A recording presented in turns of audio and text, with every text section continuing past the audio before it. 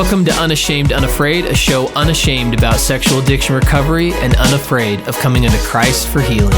Where we talk about real recovery stories, answer anonymous questions with experts, and share resources that actually work. I'm your host, Steve. And I'm your co-host, Chris, and we are Unashamed Unafraid.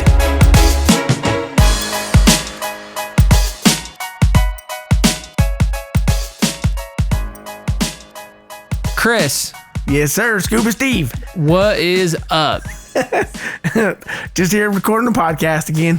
So, Dealer's Choice with Daniel Burgess. We said, pick whatever topic you want to talk about as an expert. And we actually stepped into one that I didn't think would be like, if I was picking out of top 10, would not be top 10 for me. But this was good. This is like way good. Like way good.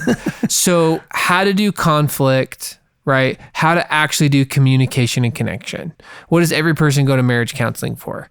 We don't connect, we can't communicate. And what I loved about what was shared was true, simple, applicable. Yep. His do's and don'ts are awesome. And you guys have got to listen to the episode to be able to know what the do's and don'ts are. Totally. So invite you to step in. Again, we've got scholarships. So if you need help or want to go to therapy with someone like Daniel Burgess, go to unashamedunafraid.com/scholarships or /donate if you'd like to donate to help us fund those scholarships. Give us 5 stars on iTunes. That's what we have going on. Visit the website. Follow us on social at unashamedunafraid. This one's worth listening to. Let's do it.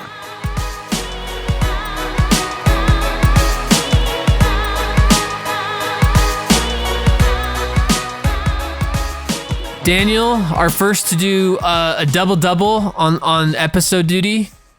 What an honor. This is great. What an honor. So this is this is part of my repair, right, of our previous conversation. So if you don't know who Daniel is, marriage and family therapist, doing it for 10 years, California, Utah, and if you don't know who he is and the relationship that he and I now have, I invite you to listen to the previous episode to get to know him. And but beautiful heart, gifted clinician. And so as we have experts come on, and we kind of talked a little bit in the episodes, and we came back to this, right, of re-recording just an episode with you as an expert. Yeah. I was like, pick a topic, Daniel, whatever you want. We kind of talked about in the previous episode, but I loved, right, because this is something all of us, I think, struggle with generally in life, in relationship, but particularly around recovery and relapses and where we stand in the marriage or separation, all the things is like, how do we do conflict? How do we do healthy conflict? How do we resolve conflict? And the ultimate, why everyone goes to marriage counseling. We just can't communicate. We never hear each other. I feel like I'm talking to a wall. We have the same argument over and over again. So my first question for you is, why is that the way it is? Like, why are we all so bad at this, myself included? Yeah. Well, it's history. History repeats itself, and that's all we have to go on. And so my belief is, one, we don't have great examples of what healthy relationships look like. This is not a criticism on our parents or our families of origin. Who taught them? What does a healthy interaction look like, especially behind closed doors? We don't talk about that. And I'm assuming you're about my age, and I think even it still happens today, but we're taught not to talk about those private things. For sure. And so where do we learn it? And the stumbling block I saw, so I started to develop the approach I take in having better communication that's more enriching and healing, actually in divorce court. Early on, I started working with a lot of hostile divorces, and I was like, nothing's working here. If anybody's ever dealt with very difficult divorces, very aggressive divorces, and sometimes getting pulled into the court system and stuff, man, there's almost nothing you can do. Yeah. I mean, you have to take kind of a very firm approach. But I started to see a pattern of things, and part of it is we stop progressing because we don't know what healthy really looks like and how to maintain that. Yeah.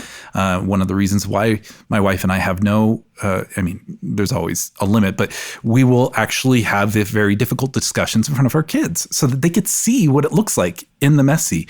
And we follow this pattern that I'll start to talk about here today. But Yeah, I think what we're up against is we don't succeed because we don't have great role models.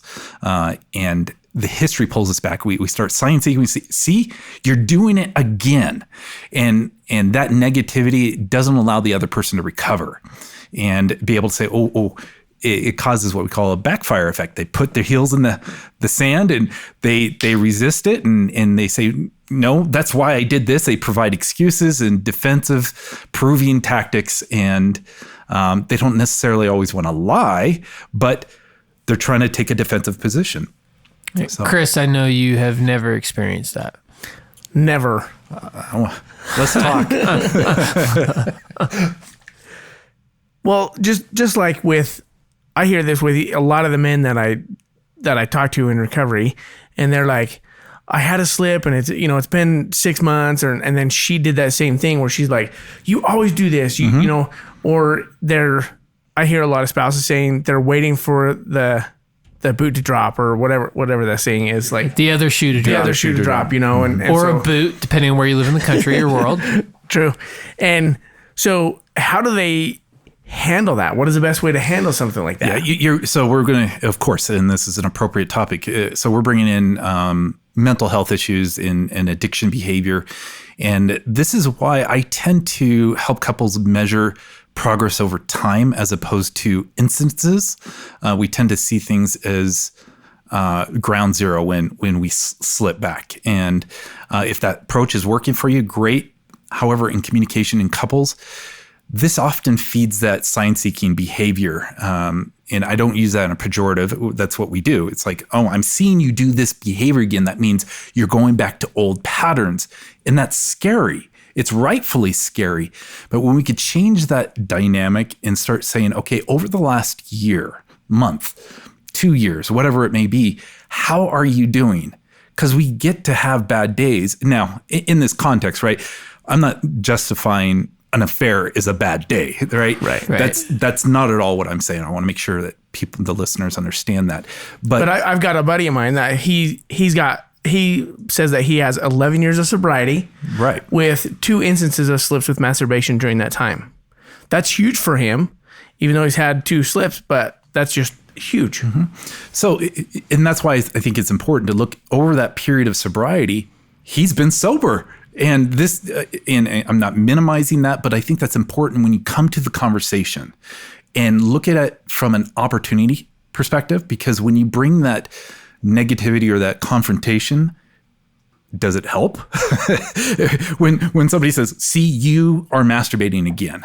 And well, okay, I am, but what are we going to do? How do we move past that? And how do we succeed so it doesn't happen again? And so that's what we want to focus on, is how do we talk about the productive things? And so that's why in these, so I'm kind of getting away from the actual approach, but for the context here is you have to look things in perspective.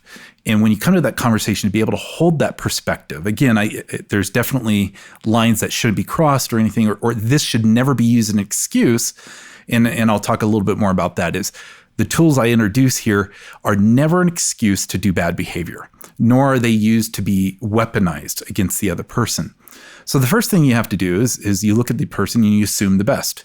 My goodness, you've done so good for 11 years. This just happened. Are you okay? What's the stress level in your life like? I think that changes the whole dynamic. Do you feel of the tone? that. Oh, totally. And I've even had buddies of mine where they've even disclosed their total acting out with everything. And one of my buddies is like, you know what? My wife came to me and said, you know what? I think we can make this work. We can figure this out. Yeah. And gave him a hug. Change it. Changed everything for him. And the amount of, or how quick he got into recovery and sobriety was way faster than anybody else that I ever see. Well, and I think about from the trauma perspective on his end, right? Every time someone's like, I don't want to be honest, why? It's fear of abandonment, rejection, often felt through anger. Mm-hmm. Why don't you want to tell your wife that you looked at porn again? Because she's going to freak out, she's going to get mad, and she's going to kick me out of the house, or she's going to divorce me, or, right? It's the threat of connection that is what is why I'm not going to enter the conflict conversation. So I'm going to do avoidance, which is just still doing conflict, but just poorly. This is where it gets difficult because you're dealing with two people who get to have bad days and messy experiences. And so this is where maybe some listeners are thinking, well, hold on a second. I get to hurt. I get to be angry. Right. He screwed up. She screwed up. I don't want to stereotype. They messed up. And so why do I have to be the good person here? And that's that. You're right. You're right. You get to be angry. And I'll talk about how we deal with that in the moment so it's productive. But if we want to succeed, we also have to start seeing these slips or whatever mistakes or bad days as opportunities to succeed. And what can we learn from here? You were having a bad day. And when I come into the conversation that way, it opens it up. And I hear so often that, well, he better tell me what happened. And then why didn't you tell me? Well, you kicked him out of the house. He can't sleep in the same room. And he's already on a downward spiral. Again, it's not your responsibility to make him feel better, but as a couple, if you pushing the snowball further down the hill, it's not going to help. It's not going to help. And it's going to make your experience worse too. Mm-hmm. And one of the biggest things I see, especially with men, is I just lost the word. What are those monks that whip themselves? I can't. There's a specific crazies. People will look it up. This is what we do because we have to demonstrate to the world that we are sorry for what we have done. Yeah. Instead of being able to say, okay, I masturbated. All right, that won't happen again. And this is what I'm going to do. And we're going to recover from this. We beat ourselves up, which then communicates directly, indirectly to our spouse. Oh, something's really bad happening. Really, he's not telling me something. His behavior is communicating something a whole lot worse. And I want to be sensitive here. I don't want to equate behaviors with certain levels of badness. But I think most of us can say masturbation, and I want to be careful. I'm not saying it's okay, but it's not adultery. It's not adultery, but we behave like it is. Well, and I think that's part of when the shame enters the script, right? When I'm in trauma response, I move to judgment. Right. And the reality is judgment is something that keeps us safe. So anytime I run a group, this will come up in the guidelines. I want there not to be judgment in here. And I'm like, well, you have to have judgment to keep yourself safe, right? I make a judgment when I'm like, that light's red. I probably shouldn't keep driving. Like, so we have to have judgment. But when we're in that response, right, we go to what you're saying, where it's the all or nothing thinking, correct, the drama, where we blow. And so we blow past anything to, I got to like super judge what's happening here. And I think to your point you made earlier, right, we lose perspective when we do that. Correct. Because that's what I was thinking is that, right, spouse, they're not responding to, he looked at porn one time this week. They're responding to the last 10 years of porn use. And they're packing all the response of all of that trauma into that single conversation. And this is where, and we'll come back to the structure of the conversation here, but I think it's important to convey the emotional experience that's happening here, because I'm sure we've all been there, is once we've slipped, we say to ourselves, we have to confess, we have to confide, we have to do all that anyway. Might as well take advantage of the situation while we're here. While I'm down here. Down here. What I try to instruct is, if you're viewing pornography and you know, sometimes people get there and they're like, oh my goodness, I'm actually here. Oh my goodness. Oh, well, it's too late. No, use that as your opportunity. You just became aware that you're pursuing something that you shouldn't. That's improvement. You can still succeed. And when you come to the conversation, I can't tell you how often this is just changes the dynamic of the conversation, where I'll ask the wife and I'll say, if your husband came to you and he says, look, hey, I found out I was on the computer and I was on Instagram and it led me one thing and I realized, oh my goodness, I'm 10 minutes into this. I don't want to be here. I did view pornography. I don't want to be here. And I'm going to let my wife know that I was successful because I stopped it. I would love for him to say that. Yeah, I don't want him to look at pornography. Because a lot of them are like, we just don't want them to lie to us. Yes. We want them to be honest. Yes. But when we are honest, we bring that heaviness that I think confuses the conversation. Well, that's the whipping myself, right? Yes. That's because then in my experience, that's where I'm bringing to the conversation the shame and the guilt I feel of 10 years of porn use into this single instant. Correct. Mm-hmm. Yep. So it's loaded. Because I always like the saying, and I can't remember who the quote is by, so this is not original. If I it's didn't awesome, make it was up. me. Okay. Chris is stealing this quote from someone I can't remember. If it's hysterical, it's historical. I love that. I got to look that up. Yeah. If That's it's great. hysterical, it's historical.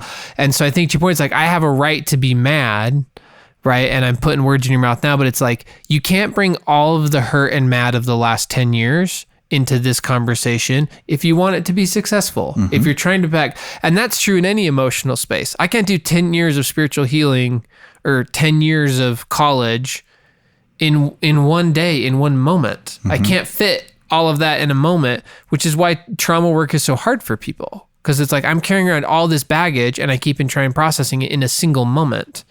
And I keep trying to shove all of it through a straw, right? A gallon of water through a straw. It's not going fast enough. And so I'm mad it's not working. Yeah. Yeah.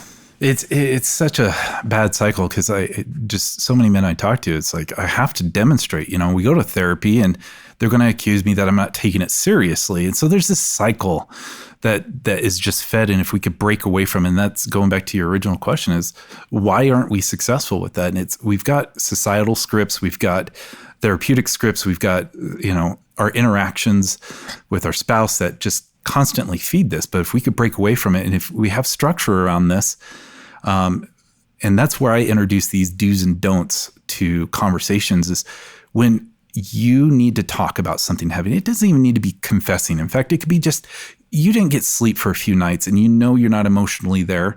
Follow this pattern. Go into the conversation not proving, defending, convincing, or retaliating. Those are the don'ts. Those are the don'ts. Say them again slow for those of us who want to write them down. And I always focus on the don'ts first because it's actually easier to step away from the don'ts than to actually do the do's for a lot of people. So here they are. Don't prove, defend, convince, or retaliate. People are like, that sounds redundant. Yeah, I am trying to make a message here. Don't step into these areas. So when you're going and you're we want to confess to our spouse or confide, rather. I don't think we should be confessing to our wife. Right, but any conflict, any right? conflict, heated conversation, argument, whatever. Right. You're going to follow this pattern is don't go into the conversation starting to think, and it's not just out of your mouth, it's in your brain. Okay. I got to share with her this, but I want to be able to say why I did it. And this is how I did it. We bring the That sounds like every addict. Dude, that sounds like every person. But we're trained to do that. True, Think about it this way. People Like, say, I need to prove every conflict. my spouse is lying to me. I hate that, not because it may be true or untrue, but think of it this way. A lot of people who are addicts have had a lifelong series of disappointing people. Me, in my full-blown ADHD dyslexia as a kid, I had a teacher tell me to stop reading a Hardy Boy book because I couldn't. I literally had that in third grade. I had series of disappointments throughout my life. My poor writing, my poor grammar, people pointed that out. And all I wanted was to be accepted for what I could bring to the table. They just shamed you, yeah. And so when we say, think of it this way, you see your kid doing something wrong. Maybe they took a cookie or whatever, and you confront that child and you say, what did you do? Well, they may kind of dance around the story or say, I didn't do anything. Why are you lying to me? I like to think of it in terms, yes, they lied. They also they don't want to disappoint you. And we've been trained. I'm writing a book called I Didn't Marry a Therapist, because we expect at some point we should have these amazing therapist skills in our marriage, which just never even happens. Yet we demand our spouses to be able to have this level of communication that even therapists don't have. We talked about that before. And so how do we do this? We come in, we avoid the proving, defending, convincing, and retaliate. Retaliating can take in so many different forms. It could be mimicking their behavior. Fine. You're going to treat me this way. I'm going to treat you that way. Or it could be stonewalling. It could be anything that breaks connection. If she acts this way, then I'm going to just react this way. Well, I love the Terry Real quote. Like what's coming to my mind of avoiding the don'ts is Terry Real. Do you want to be right or do you want to be married? Right. Because if you want to be right, oh, sorry. Yes, you ain't that's going to be correct. married, Not right? Yeah. So, well, that's his question, right? His question is, so you're entering this conflict with your spouse. Do you want to be right or do you want to be married? Right. That mind shift of like, I'm not, I mean, it is mind. Yeah. So I'm not trying to, because again, if I enter it right with those 4 don'ts, it's about being right. Yeah. And by default, I'm going to lose.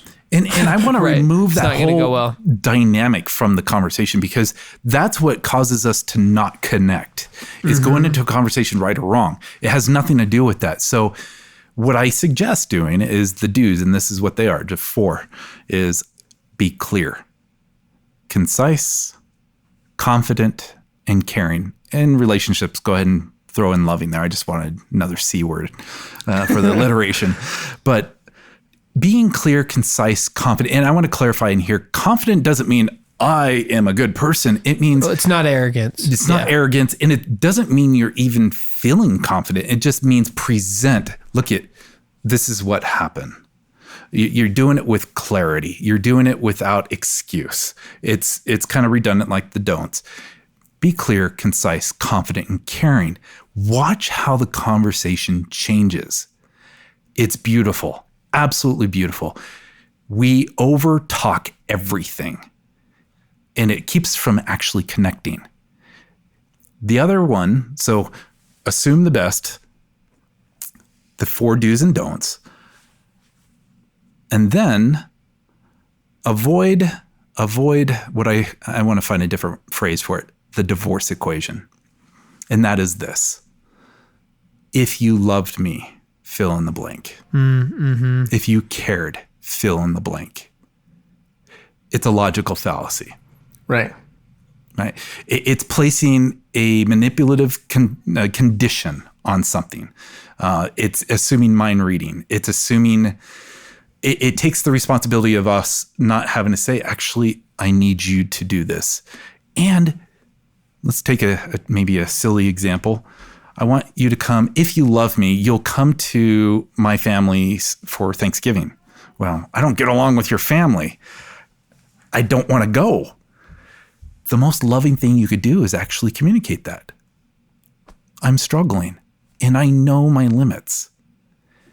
And because I love you so much, see, hear the clear, concise. You don't have to prove anything. I love you. And I know if I'm there for more than 2 hours, and maybe that's the arrangement, is maybe I could be there for 2 hours, or maybe not this year. And then next year I can try that, because I want to come home and I want to feel close to you. And I know my limitations. Recognizing our weaknesses to give us an opportunity to thrive in the relationship. It has nothing to do with right or wrong. And when we place those conditions on each other, then we set each other up for failure. We go right into the proving and defending. Oh, I do love her. I'm going to go ahead and go to the family Thanksgiving and suffer with everyone harassing me. Or right. Which then I look at the codependency that enter relationships, right? So, okay, I want to be right. I mean, hashtag go read Mr. Nice Guy, everyone. So I'm gonna say yes to going to Thanksgiving. Act of self-betrayal, collusion, codependency, exactly. Whatever you want to say. So because I want to be close to my spouse, so I'm going to self-sacrifice, self-betray to be close to my spouse. And then you want to know how I show up at Thanksgiving? Like a total jerk. Exactly. And you know what happens when we leave Thanksgiving? We're in the car driving home. P.S. I literally have done this over a Thanksgiving thing, so this is a little too real for me. But so it wasn't a silly example. Right, it was not a silly example. Right? No, but then you get in the car. I remember leaving Thanksgiving. It was with my family, and how I showed up was terrible. And we get in the car, and Kayla's like, "Come on." Like she's just enraged. Like she's just like, "Are you kidding me? Like that was embarrassing. You were rude to me. You were rude." And I was far enough in my recovery that once we were in the car, I was like, "Oh yeah, I just showed up very poorly and not who I am." And so I think that's the thing that people miss, because it's like, well, if I'm honest, we're going to be in conflict. And it's like, well, if you're dishonest, for sure you're going to be in conflict. And it's probably going to be bigger. Stop setting each other up for failure. And that's where I think it's critical. We measure success, how close we felt, how we respected our limitations, our weaknesses, and our strengths. And so people will say now, well, what if I'm angry in the moment? What if we're both having a bad day and we can't really embrace the clear, concise, confident? I'm going to give you a personal example because I love how you structure your show.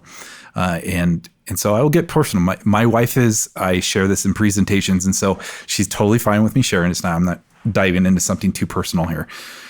When we got married, we're a blended family. So she uprooted her kids, 3 girls, my 2 boys. We're almost a Brady Bunch family. And so close. Yeah, so close. I should have tried harder. Of course, I decided the best thing to do at that time was to go back to school and let my wife raise the kids while I'm at work full-time, school full-time, and doing clinics. Let me be clear for those who are listening. Yeah, you jerk. Why did you do that? We prayed about it. We felt it was the right thing to do. It was a very partnership experience. But about a year into the 2-year program, I was coming home. We were literally getting up, no hyperbole here, at 4:30 in the morning and going to bed at 10 or 11 o'clock at night every day during the week. Why 4:30? The only time that we got to date each other was at the gym, and we would have a 5 a.m. gym. And that was the best thing for us. It's actually got us through so much.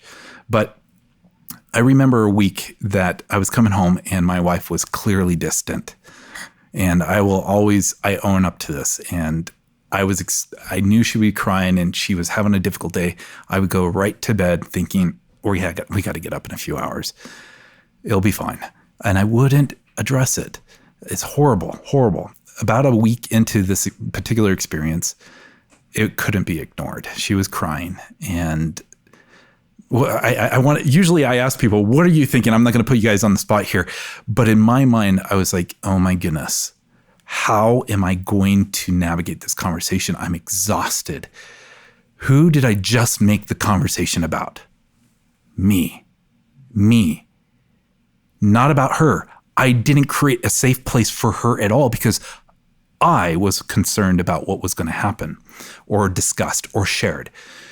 And so she started to share. I put my arm under her and I pulled her in. She started crying on my shoulder. And no matter how many times I tell this story, it hits home. And she starts saying things for about 30 minutes. The boys miss you. This is difficult. This is hard. I don't know if I could do this. The thoughts I was having, this is difficult for me too. Do you think it makes me happy to see my boys sad that you're struggling? We made this decision together. Who was I making the conversation about? Me.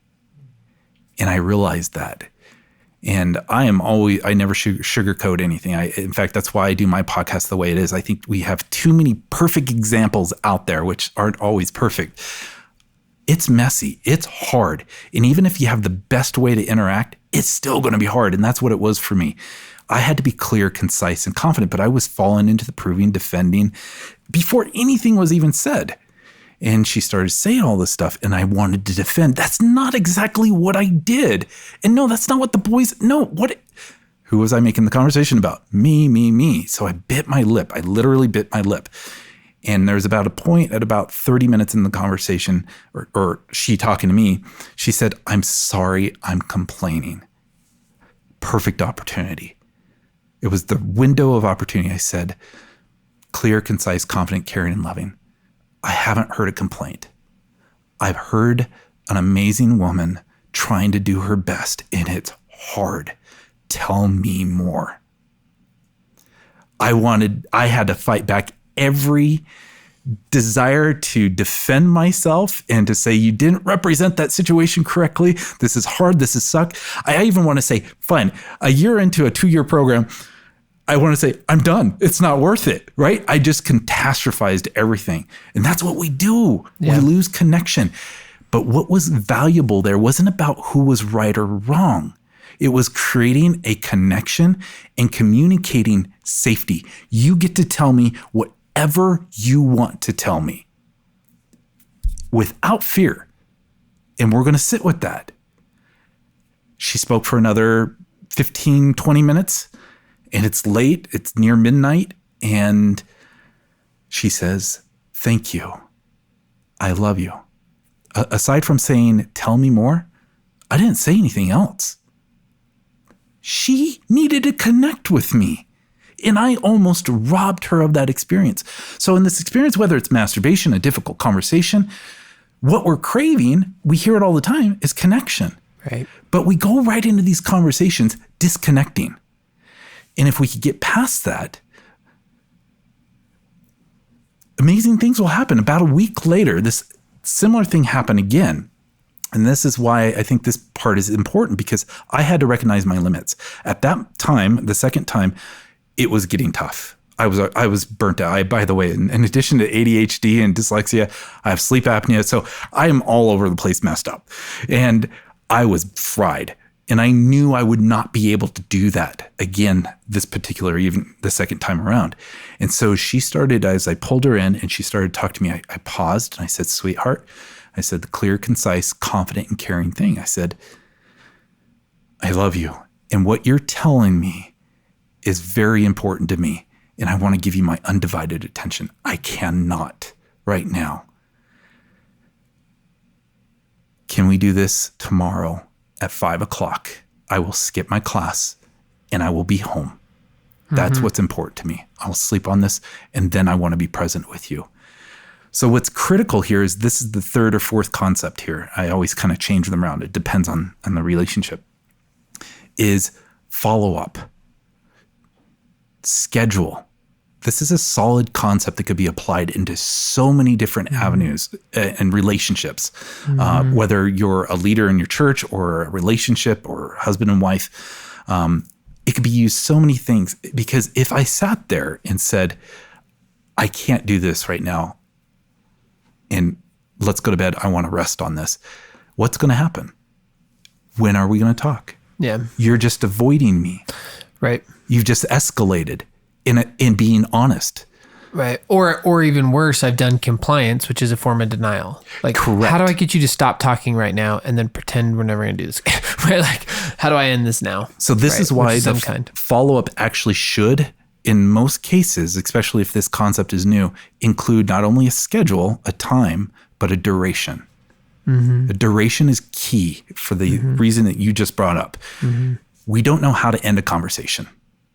And I don't want to get wrapped around semantics, but for the concept here, I actually say it's more important for safety than understanding.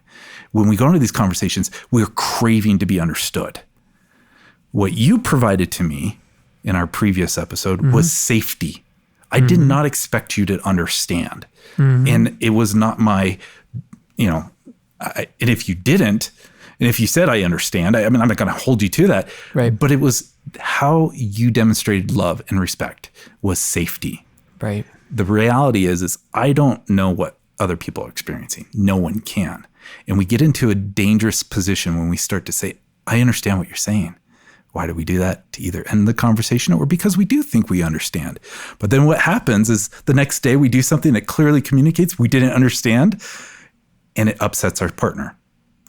It's like, didn't you just hear me? I spoke to you for 4 hours until 3 a.m. and you said you understood, but clearly you don't. Let's remove all that from the table. Well, and I think I think that's an awesome concept too, because I think when we understand, we also assume that we would make the same decision or come to the same conclusion. Exactly. So for example, right, my dad is a diehard BYU fan, blue goggles. So I'll always bet him at the beginning of a season, right? I'll be like, "How many games is BYU going to win?" Because I know he's going to be over optimistic. And this is looking like a free lunch for me, because he's going to say 9 games. I'm going to go great. I can take 8 because 8 or less, right? Because I know probably the experts in Vegas are saying 7, but because you're drinking the Kool-Aid, you're going to say 9, right?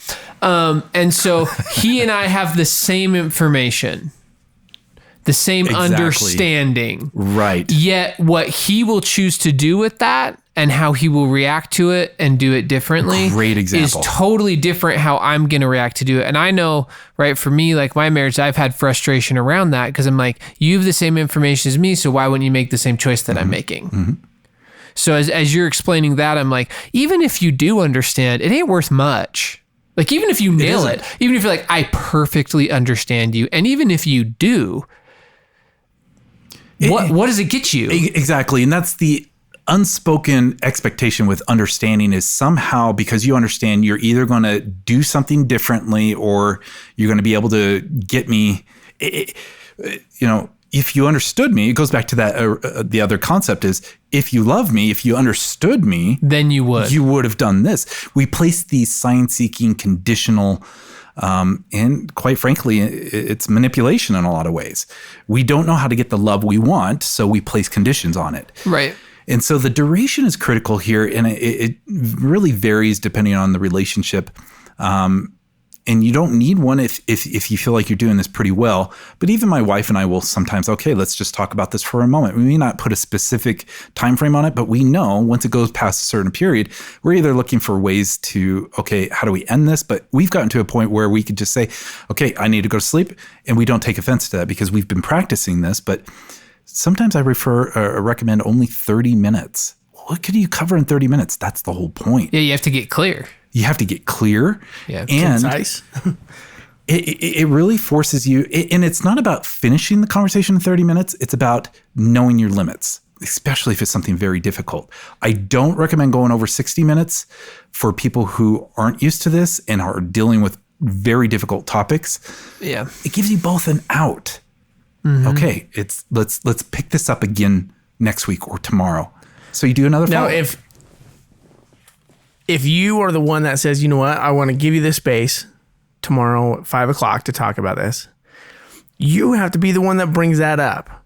Because I know before, when I was just wrapped up in all my addiction, she would try to have these conversations with me, and I'm like, I just can't do this right now. Right. And I would try to deflect it and get away from it, and then I would never bring it back up. AKA, I can't do it. I'm never. not talking about this again. Because you don't know when it's going to end and what value you're going to get from it. Right. And so that's what I love about that, is because you're like, hey, let's talk about this tomorrow at 5.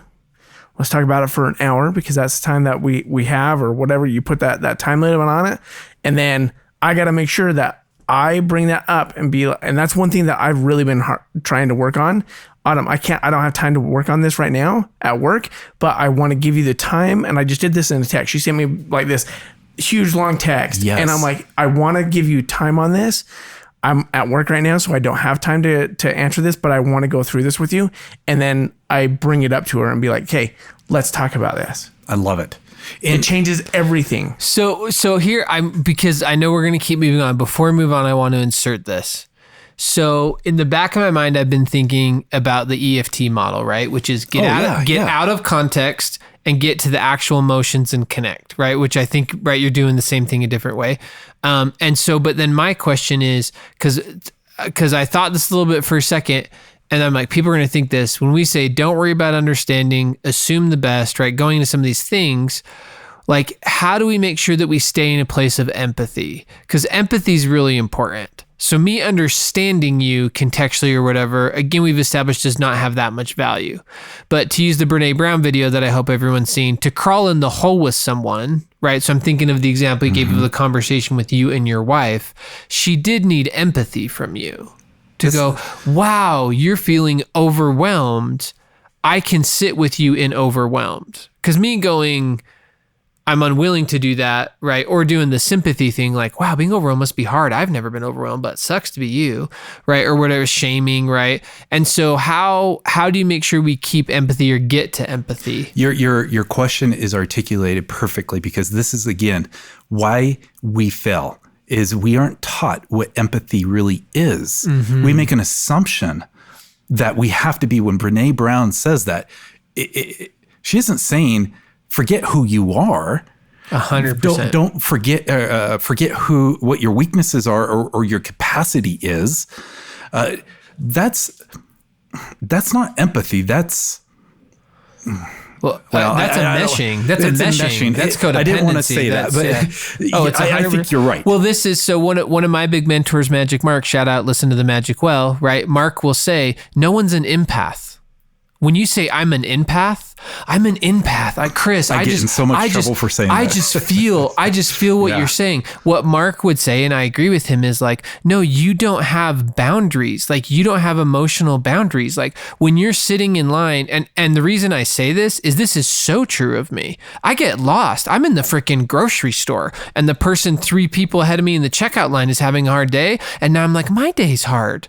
I'm in their thing, right? Or the emotional flooding people experience, like there. And so I think, like you say, like we have a lot of things that we should just do a whole episode on terms that we believe are hijacked, that people think they mean one thing, really they mean something. That's a whole episode we should do. But you're right. Like, people see empathy as all of these things that I agree with. It's not. Like, me being flooded by your emotions is not empathy. Me saying logically I get it or I understand is not empathy.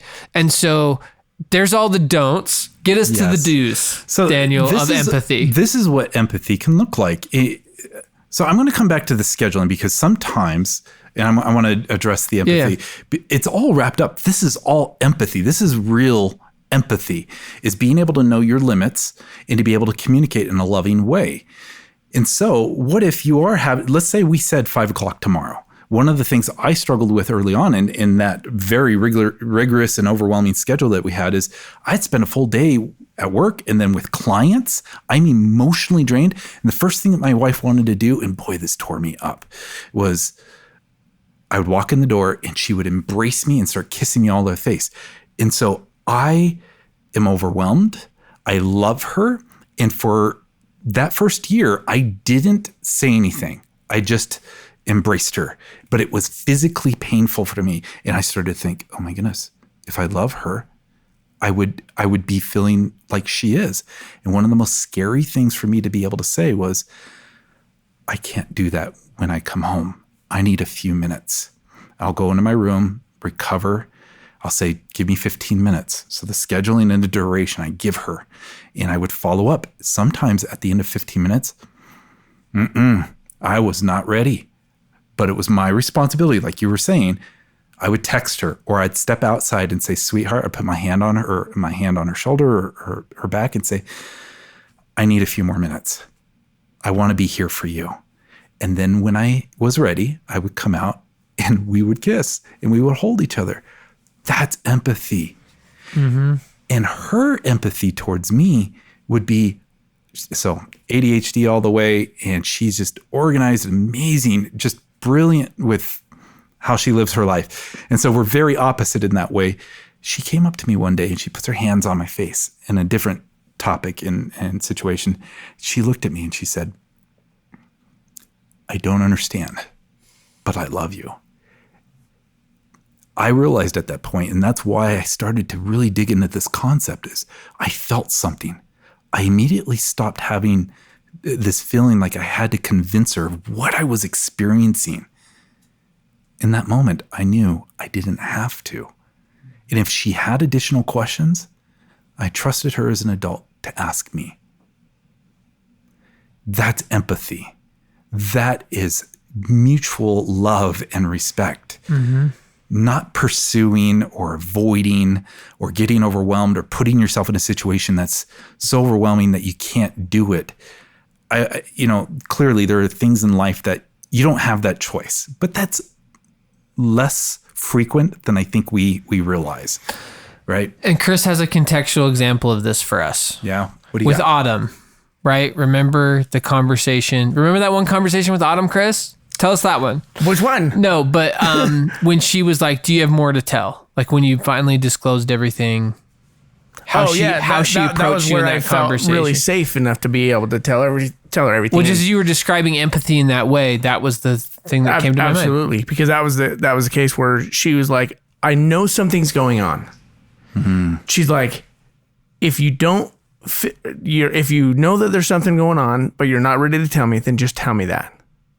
And I'm like, I've been drinking still. And she's like, no, there's more. And I'm like, okay,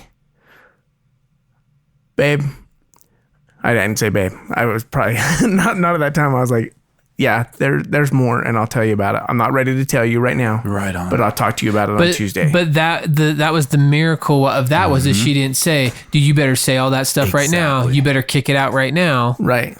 Right. But I think she's able to create some safety for her, having heard the other side of the conversation with Autumn.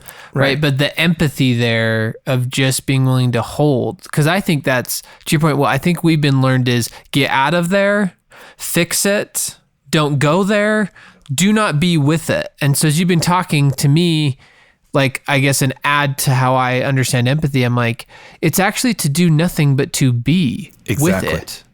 Right. And I'm thinking of, right, your conversation brought up with your wife. I'm like, and you're like, I didn't even say anything. She just talked for essentially 50 minutes. I inserted a sentence in there and we kept going for the next 20, was to just be with, or the Brene Brown video. It's like, just crawl in the hole. Don't say anything, don't fix it. Don't get them out of the hole. Don't do any of the things. Just be with. And that, to your point, right, or now, like, that's not something we're taught, right? Like, this person is crying. You hand them a tissue and subconsciously tell them to stop and shut up, right? Where really it's just to sit with, right? And to be with. And I've heard, Kurt Franklin talk about that with leaders, right? Leaders are always like, well, how do I fix it? How do I help them? Whatever. What's some of the best leadership you do? Literally just sit with them. Just sit with them. I am so sad. Sweet. Tell me about sad. And let them just talk about it for a half hour. And they'll walk out of there and be like, he understands, he's there for me. That was such a great leader experience. Yeah. And the truth is it was. That's accurate, to just be with. It's a great point there. And this is not a tool that you say, you're not using this. You're not being clear or concise. Right. That you can't weaponize it, right? No. Like most things. Absolutely not. Yes. In fact, this is where this was developed, was, as I mentioned before, divorce court. And because how do you respond to these aggressive texts or these accusations? Don't prove, don't defend. Be clear, concise, only address the things that you have to address. Keep it to the point. And then I evolved that to a more empathetic model. How does that work in relationships? And so people will often ask, what if what my partner said to me was actually really hurtful? Am I not supposed to say anything? Is going back to your earlier example was, finding out you masturbated. Don't I get to be angry about that? You do. And you don't bury that. What you do is you be clear, concise, confident, caring about it. I hear you. I need to pause. This is really difficult for me to take in right now. I appreciate you sharing. I think it's important you did. I need to step away. My wife did this over and over and over again with me. We would check in every single night, and there were times that I would tell her about the slips that I had. Numerous times I would come to her and talk about these slips. And when she knew, she wasn't perfect at it, but she had every right to be angry. But then there were numerous times that she was like, you know what? I'm really pissed right now, and I need a minute. She would leave. She would go out into the car. She'd sit in the car and just start screaming, and she'd come back in an hour later, and then we're ready to have an awesome conversation. And she did that over and over again, and that created safety for me to be able to actually talk to her. And then we started this amazing communication that we had never experienced through our entire marriage. Well, and I want to own, as you're sharing that, one of my largest flaws is not allowing for the space or not giving the space. That's how my codependency shows up. It's like, well, I can't talk right now. And it's like, we have to talk right now. Like the following around, right? Yeah, Which I know I'm not the only person who does that. I know that's a thing, right? Like when you look at attachment styles, right? Like anxious attachment, that's me for sure. And so that's, I think, the back end of this, right, is to honor the time or the space, which is still one of my really big flaws. Because I'm like, no, let's just have the 4 hours worth of conversation in this very moment right now. Yeah. It's like, well, I'm not prepared. I'm not angry, right? So I feel like there's a lot of times that Kayla's asked me for that space, and I, codependently or boundaryless or however we want to put it, controlling or, whatever. I'm like, no space. We will have this conversation. And the flip side of that coin too, what you brought up too, is I can't always avoid, right? And so it's like I can't get to any of these extremes, which kind of brings full circle, because as you start at the beginning of this episode, it's like none of these are It's not a black and white principle. Like these are principles that have to be held in the moment, right? Like, so to make something clear, that's not a black and white. It was clear, not clear, right? Moment to moment, I have to say, right? Correct. Like, am I really being clear, or am I saying something that is clear so I cannot say my real feelings and be avoidant or whatever, right? Like you can miss either way with any of these concepts. So it's about kind of finding, right, and landing in the truth, which I think, I'm going to put words in your mouth and you tell me if I've understood you in this episode, right, is that if I'm getting to real connection, I'm probably doing it right. Correct. If I'm in disconnection, I've probably missed one way or the other. That's your indicator. And I think what is difficult about that is understanding what connection really is about. And I think sometimes we get so stuck on I statements or love languages that we actually miss what connection is. And so going forward in these conversations, it's critical that we praise, partner, and create a mutually desired outcome. I phrase it that way very specifically because I'm not saying a specific outcome. Find opportunities to measure success. Instead of focusing on that negative thing, you could definitely say that hurts or that's overwhelming, but then you praise, thank you. I can't imagine how scary that was to say because I'm feeling fearful. So that's where you can use like I statements, but taking personal responsibility for your emotions. And you say and praise, this must be scary. And you could explore that. And then you partner. Partnership can look so many different ways. It's not a specific thing. It doesn't mean you have to agree or do or say or believe the same thing. I work with this in mixed faith marriages all the time. Yeah. Is their partnership is going to look very different from what they traditionally thought. And then you create a mutually desired outcome. A mutually desired outcome is something that stretches you. That may not be yours or his ideal, but how do we evolve into a mature, connected relationship that will be examples to our children on how to have relationships? That is the key. Well, and where I have self-confidence, not self-betrayal, right? That I feel like I'm my whole self. And so a ton of gems here. Daniel, if people are looking for you, where do they find you? DanielABurgess.com. I can't get it simple. Don't do Daniel Burgess. That's some Canadian photographer.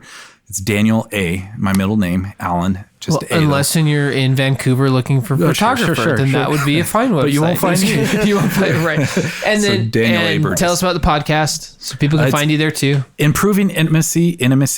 We deal primarily with sexual health, but very much like your podcast, we deal with the raw, the gritty, and the real messiness of relationships and how to recover from it. Okay, tell us the title again.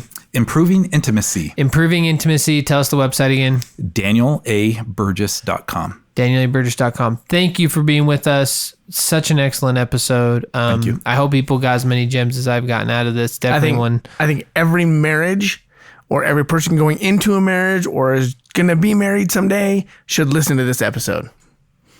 Yes.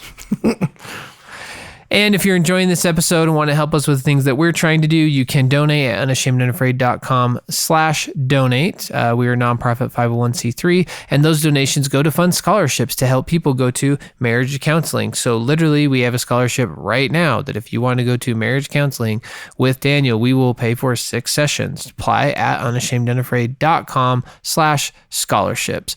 If you have a wonderful story or an expert or have questions, submit those, reach out to us. We'd love to hear from you. At Unashamed Unafraid. Give us 5 stars on iTunes. And until next time, continue to be unashamed.